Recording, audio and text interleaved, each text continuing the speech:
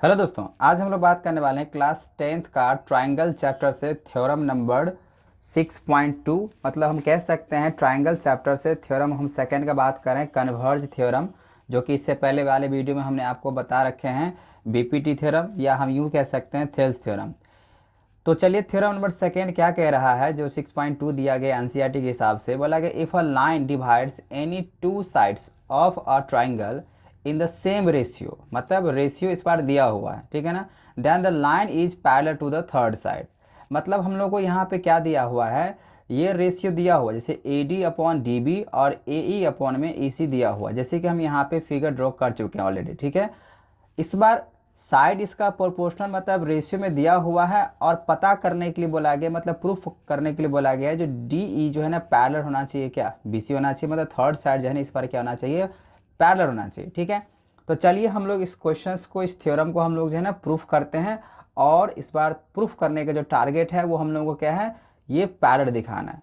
और इस बार दिया क्या हुआ है, जो इसका साइड प्रोपोर्शनल। बात समझ में आ गया। तो चलिए हम लोग इसको शुरू करते हैं, जो क्या क्या दिया हुआ है। तो गिवन क्या है, जैसे कि हम यहाँ पे ट्रायंगल ले चुके हैं तो इसके हिसाब से गिवन लिखना पड़ेगा। So given a triangle A B C, ठीक है, एंड अ लाइन एल, यहाँ पे हमने पास कराया, L intersecting intersecting A B and D and A C in E, ठीक है। और सच दैट का मतलब यहाँ पे दिया हुआ है, पहले ही हमने बात किया क्वेश्चंस के हिसाब से, वो क्या दिया हुआ है, तो ए डी, ये ए डी अपॉन में दिया हुआ है D B equals a E upon में ई सी, ये दिया हुआ है, ठीक है। अब हमको प्रूफ क्या करने के लिए बोला गया है, जो टू प्रूफ जो करने हैं इस बार, वो प्रूफ करना है जो बी सी जो है ना, ये जो बी सी लाइन दिख रहा है, वो बी सी किसके पैरेलल होना चाहिए, डी का।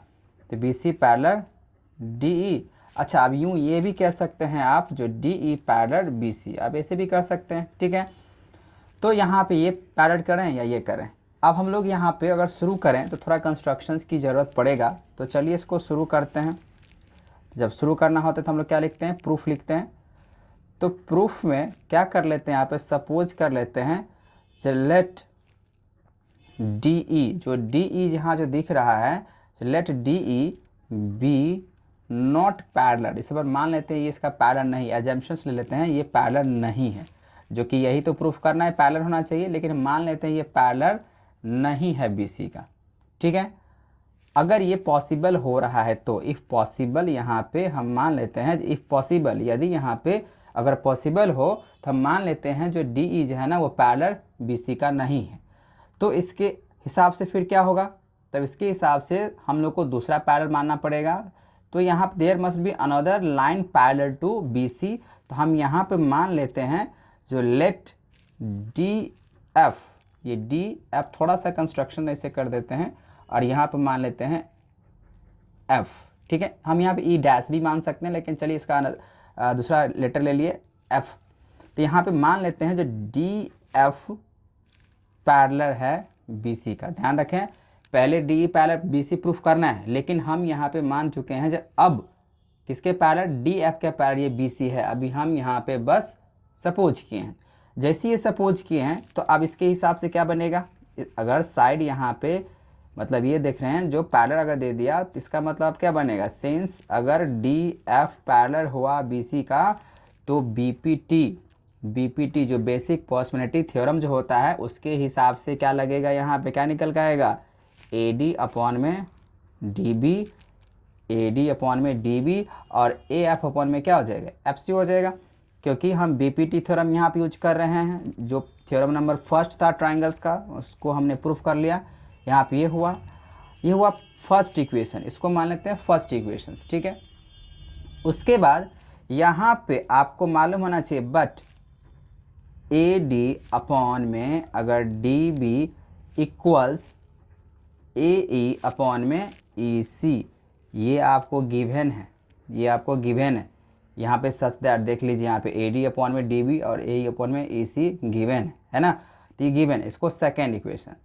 अब थोड़ा ध्यान से देखें, जो फर्स्ट इक्वेशन और सेकेंड इक्वेशन में ये भी A D by D B ये इसके बराबर है, और यहाँ पे भी ए डी बराबर में, यहाँ पे अगर A D upon D B इसके बराबर, मतलब ये एक दूसरे के बराबर है, तो हम यहाँ पे डायरेक्ट लिख सकते हैं। क्या डायरेक्ट लिख सकते हैं? तो हम यहाँ पे लिखेंगे फ्रॉम फर्स्ट एंड सेकेंड। तो दोनों यहाँ पे देखने के बाद पता चला ये इसके बराबर में है, तो हम यहाँ पे ऐसे लिख सकते हैं, जो A F by F C equals to A E by E C. हम इसको ऐसे लिख सकते हैं अगर ये दोनों इसके बराबर में है, क्योंकि जब देखिए सब्ट्रैक्ट करेंगे तो ये कैंसिल हो जाएगा, बचेगा ये, तो ये इसके बराबर में हो जाएगा, तो यहाँ पर हम इसको ऐसे लिख दिए। ठीक है, अब क्या है ना, हमको तो प्रूफ करना है इसके पैरेलल होना चाहिए, तो थोड़ा सा देखिए हम यहाँ पे लेके आ रहे हैं, इतना ही हम बना देंगे। तो अब हम क्या करना चाहते हैं, हम चाहते हैं यहाँ पे जब ये ऐसे करके इक्वल हो ही गया है, तो हम इसको ऐसे कर लेते हैं, बोथ साइड ऐड कर लेते हैं +1, ताकि फ्रैक्शन साइड प्रोपोर्शनल निकल के आना चाहिए। ठीक है, तो हम यहाँ पे ए एफ बाई में एफ सी +1 इक्वल्स टू, ऐसा क्यों कर रहे हैं? ऐसा इसीलिए कर रहे हैं ताकि पूरा का पूरा कंप्लीट मेरा साइड जो है ना उसके हिसाब से आ जाए। तो यहाँ पे ए बाई ई सी दिया गया, तो ये भी लिखेंगे +1। अब यहाँ पे स्टेटमेंट लिख सकते हैं, जो adding both side, adding both side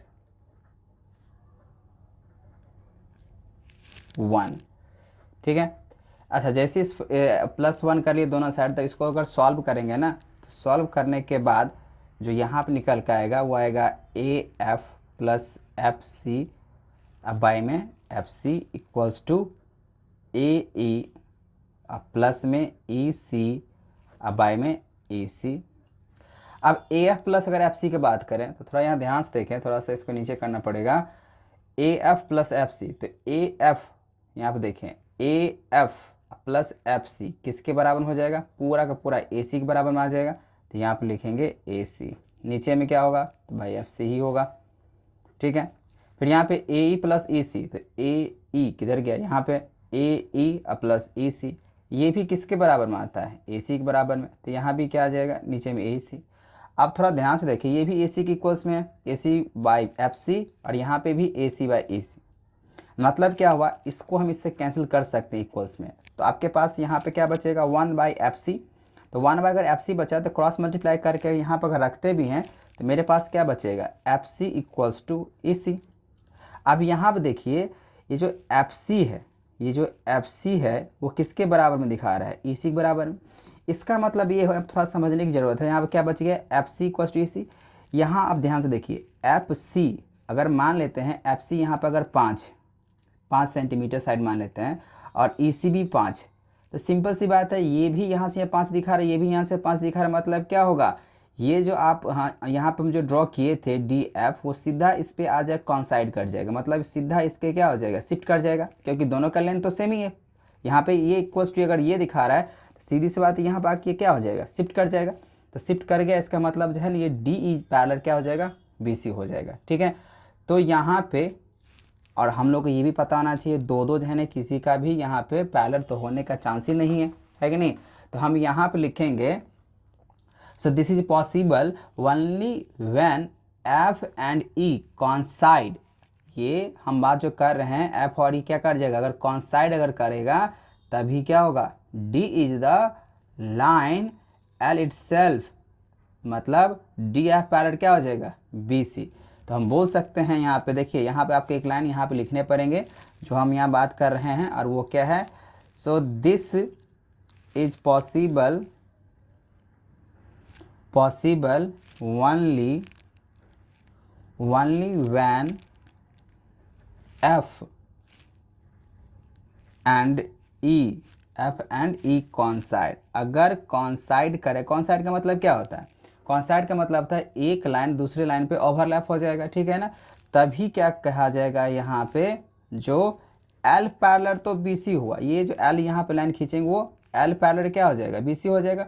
जब एल पैरेलल अगर बी सी हुआ तो हम बोल सकते हैं, यहाँ पे क्या बोल सकते हैं? जब ये लाइन, ये तो लाइन एल है, किसके पैरेलल? बी सी हुआ, तो हम ये भी बोल सकते हैं, जो डी ई जो होगा वो पायलट किसका होगा, बी सी का।